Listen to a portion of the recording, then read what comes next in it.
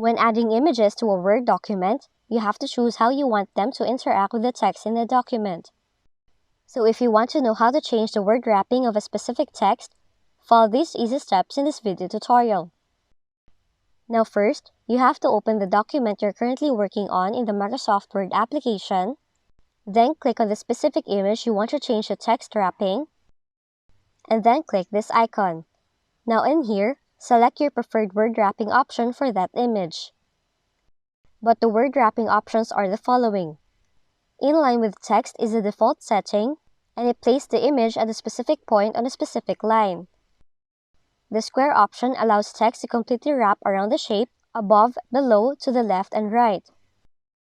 The tight option is very similar to square for rectangular images.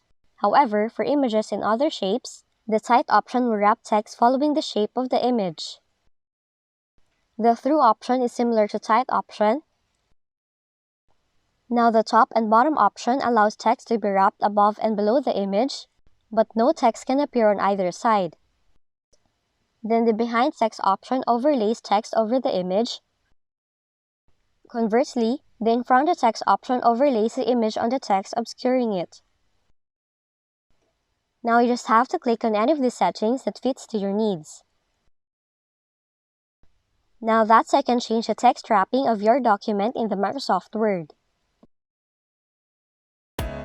If you found this video helpful, kindly like and subscribe. You may also click and turn on the notification bell so you can be notified from whenever we release new videos.